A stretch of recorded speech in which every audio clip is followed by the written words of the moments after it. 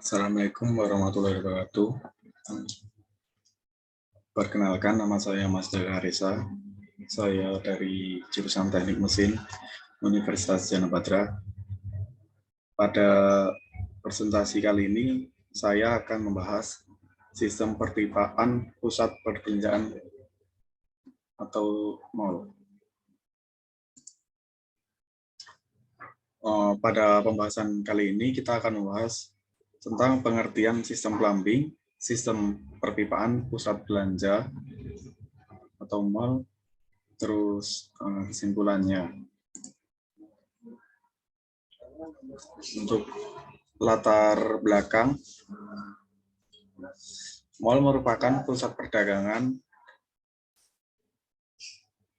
yang tidak dapat dipungkiri banyak manusia yang akan beraktivitas di dalamnya, sehingga air merupakan aspek yang sangat penting dalam menunjang kebutuhan pengunjung mall tersebut.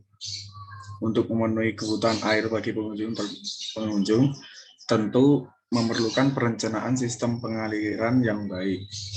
Perencanaan sistem plumbing harus dapat memenuhi beberapa kebutuhan seperti air minum, air buangan, ventilasi, dan air hujan pada gedung sampai dengan pipa persil. Hal ini dikarenakan beberapa hal di atas merupakan kebutuhan dasar sebuah pembangunan konstruksi gedung untuk memenuhi kebutuhan pengguna gedung. Sehingga debit air yang dialirkan pun sesuai dengan perencanaan pembuatan sistem plumbing.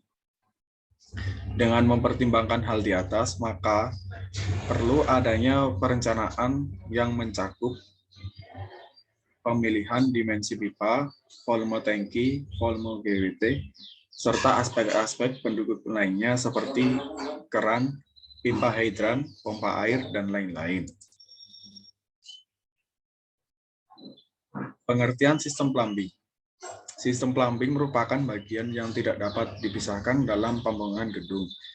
Oleh karena itu, perencanaan dan perancangan sistem plumbing harus dilakukan secara bersamaan sesuai tahap perencanaan dan perancangan gedung itu sendiri. Definisi dari sistem plumbing adalah plumbing adalah seni dan teknologi pemipaan dan peralatan untuk menyediakan air bersih ke tempat yang dihendaki, baik dalam hal kualitas, kuantitas, kontinuitas yang memenuhi syarat, dan membuang air bekas dari tempat-tempat tertentu tanpa mencemari bagian penting lainnya. Untuk mencapai kondisi higienis dan kenyamanan yang diinginkan.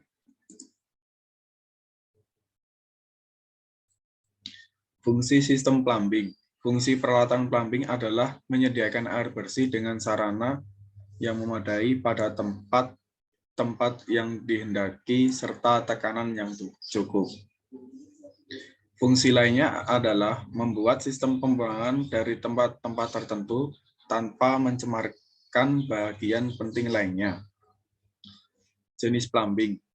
Jenis sistem plumbing terbagi menjadi beberapa bagian dalam suatu pembangunan gedung. Pembagian tersebut dengan fungsi dari sistem plumbing, di mana sistem tersebut mencakup beberapa hal seperti penyediaan air bersih atau air minum, penyediaan air panas, sistem pembuangan dan vent, dan peralatan saniter.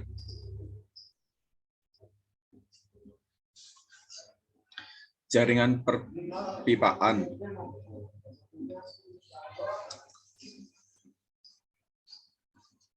Bangunan pusat perbelanjaan atau mal pada umumnya merupakan bangunan yang digunakan oleh manusia untuk melakukan kegiatannya. Agar supaya bangunan pusat perbelanjaan atau mal yang dibangun dapat dipakai, dihuni, dan dinikmati oleh pengguna, perlu dilengkapi dengan prasarana lain yang disebut prasarana bangunan atau utilitas bangunan. Utilitas bangunan merupakan kelengkapan dari suatu bangunan pusat perbelanjaan atau mal agar bangunan gedung tersebut dapat berfungsi secara optimal. Di samping itu, penghuninya akan merasa nyaman, aman, dan sehat. Ada 3 sistem saluran yang dikenal sebagai sistem plumbing. Pertama, sistem saluran air bersih, yaitu saluran penampungan air dan saluran pemadam kebakaran. Yang kedua, sistem saluran air kotor, yaitu saluran pembuangan air hujan dan saluran kotor WC ke septic tank. Yang ketiga, sistem saluran udara atau gas, meliputi saluran pendingin seperti AC dan penghawaan udara dingin. Bahan yang umum digunakan adalah besi dengan lapisan galvanis, plastik, PVC, porselin, dan dari beton bertulang. Bahan harus memenuhi syarat tidak menyerap air, mudah dibersihkan, tidak berkarat, atau mudah aus. Untuk instalasi air bersih maupun air kotor dalam bangunan, kecuali instalasi air panas, biasa digunakan pipa PVC. Pipa ini dapat dibagi bila tidak ada spesifikasi khusus. Untuk sistem saluran air bersih, itu ada sistem tangki tekan. Biasanya sistem ini digunakan bila air yang akan masuk ke dalam bangunan, pengairannya menggunakan pompa. Prinsip kerja sistem ini dapat dijelaskan sebagai berikut. Air dari sumur atau yang telah ditampung dalam tangki bawah dipompakan ke dalam suatu bejana tangki tertutup sehingga air yang ada di dalam tangki tersebut dapat dalam keadaan terkompresi. Air dan tangki tertutup tersebut dialirkan ke dalam sistem distribusi bangunan. Pompa bekerja secara otomatis yang diatur oleh suatu detektor tekanan yang menutup membuka saklar motor listrik penggerak pompa. Pada umumnya, sumber air yang digunakan pada sistem ini adalah air yang berasal dari reservoir bawah, yang sumbernya dari PDAM atau sumur atau PDAM dan sumur. Nah, ini adalah gambar contoh konstruksinya. Selanjutnya, sistem tangki atap. Apabila sistem sambungan langsung oleh berbagai hal tidak dapat diterapkan, maka dapat diterapkan sistem tangki atap. Pada umumnya, sumber air yang digunakan pada sistem ini adalah air yang berasal dari reservoir bawah, yang sumbernya bisa dari PDAM atau dari sumur atau dari PDAM dan sumur, atau langsung dari sumur tanah. Ini adalah gambaran konstruksinya. Sistem pembuangan air kotor. Bagian-bagian yang penting dari plumbing air kotor diantaranya adalah sebagai berikut. Pemipaan, sistem pemipaan. Perangkap, pipa fans, lubang pembersih, dan bak penampung dan pompa. Perpipaan, sistem pembuangan air kotor dan bangunan gedung dapat dijelaskan sebagai berikut. Air kotor yang dibuang melalui alat-alat saniter dialirkan menggunakan pipa pembuangan air kotor ke tempat pengolahan air kotor, septic tank atau unit pengolahan air kotor. Pada umumnya, air kotor mengalir secara gravitasi.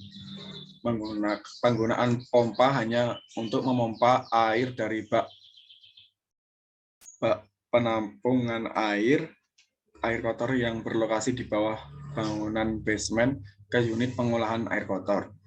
Sarana pengaliran air kotor pada umumnya berupa pemipaan. bahan pipa yang dinapakan harus memenuhi persyaratan sebagai berikut.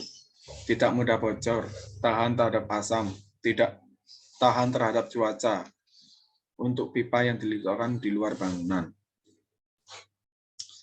Nama-nama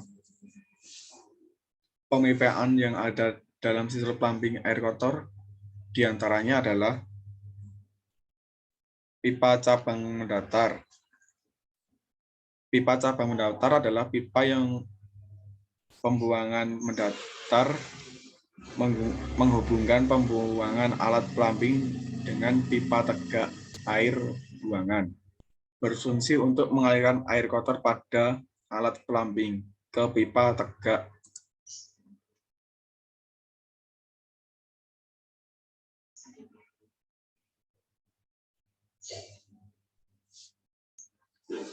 Pipa tegak. Pipa tegak adalah pipa pembuangan air kotor yang menghubungkan pipa cabang datar dengan pipa saluran pembuangan gedung. Saluran pembuangan gedung. Saluran pembuangan gedung adalah bagian jaringan pipa terendah dari sistem pembuangan air kotor yang menerima air kotor dan seluruh jaringan air kotor dan menyalurkannya ke tempat pengolahan air kotor.